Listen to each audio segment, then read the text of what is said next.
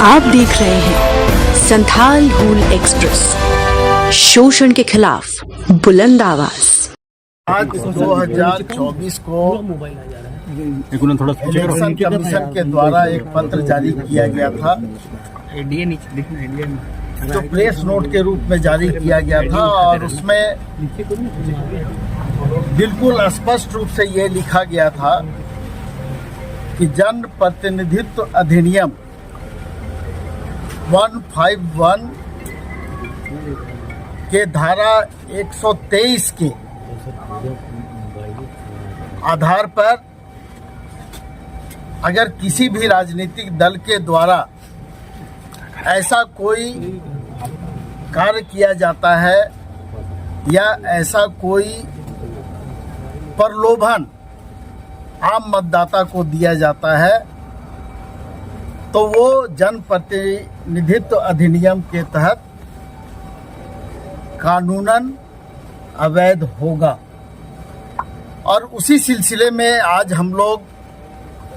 चुनाव आयोग के पास आए हुए थे और हम लोगों ने अपनी बातें रखी, और हम लोगों ने जो मेमोरेंडम उनको दिया है, जो पत्र दिया है आयोग को, उसमें हम लोगों ने ये मांग की है कि जेएमएम सम्मान योजना हम लोग लागू करना चाहते हैं, और उस योजना को आप अनुमति प्रदान करें। चूंकि ये जो 2/5/2024 को जो पत्र दिया गया था, उस पत्र के हिसाब से वो बिना आपके अनुमति के वो लागू नहीं हो सकता है। और वो ये सम्मान योजना है जो जिसका अनुमति हम लोगों ने आयोग से मांगने का काम किया है। लेकिन जो बातें हम लोगों के सामने रखी गई है, वो स्पष्ट रूप से कहा गया कि इस विषय में हम लोग विचार करेंगे, और ये जो पत्र जारी किया गया था ये प्रेस नोट था, और इस पर अभी हम तुरंत कोई भी निर्णय नहीं ले सकते। तो आप जैसे और लोग जो भारतीय जनता पार्टी के द्वारा एक योजना चलाई जा रही है, गोगो दीदी सम्मान योजना, उस विषय में भी उन्होंने कहा कि अगर गैर कानूनी होगा तो वो भी गैर कानूनी होगा और ये भी गैर कानूनी होगा, और अनुमति होगा तो दोनों को अनुमति होगा। तो इसलिए स्पष्ट रूप से जो योजना भारतीय जनता पार्टी के द्वारा चलाई जा रही है,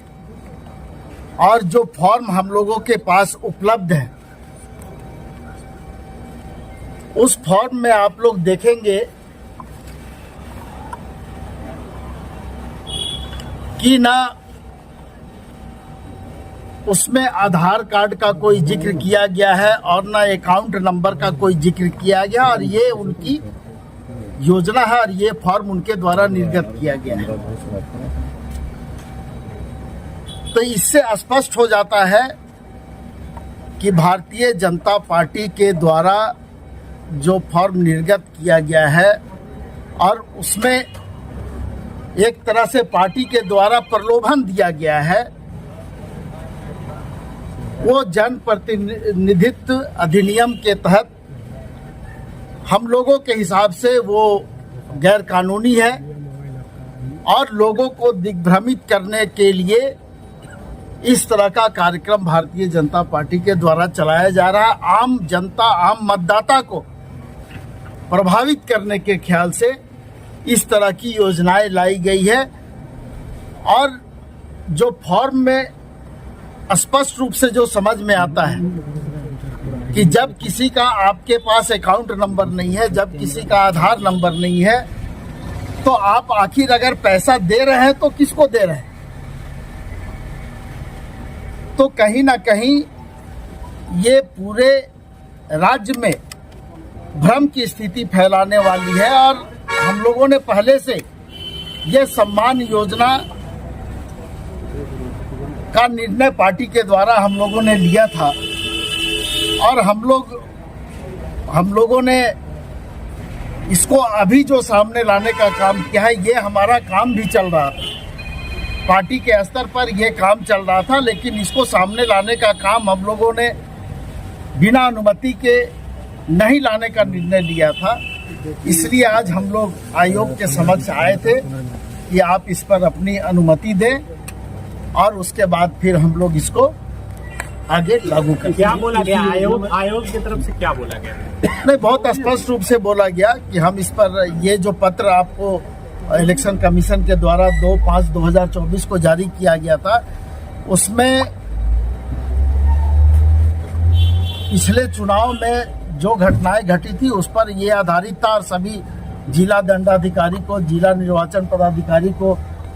निर्देश भी दिया गया था उस समय। अब वो लोग अपने स्तर से इस पर कार्रवाई कर रहे हैं, लेकिन आयोग इस पर बहुत जल्द निर्णय लेगा और फिर आप लोगों को इस पर बताएंगे। क्या पैसा वापस लिया जाएगा? मैया सम्मान योजना जो है वो सरकार की योजना है, वो सरकार के द्वारा संचालित हो रही है, जिसमें 12,000 रुपया साल में, यानी 1,000 रुपया राज्य के प्रत्येक बहनों को जो प्रति माह उसमें देने का प्रावधान है और सरकार के द्वारा 52 लाख बहनों को इसका लाभ अभी मिल रहा है। और ये जो योजना आप लोगों के सामने हम लोग ला रहे हैं, वो हम लोगों ने पार्टी स्तर पर उसको करने का निर्णय लिया था और उसमें बिल्कुल स्पष्ट रूप से हम लोगों ने लिखा है कि उस 30,000 रुपया साल में हम लोग। आप देख रहे हैं संथाल हूल एक्सप्रेस, शोषण के खिलाफ बुलंद आवाज।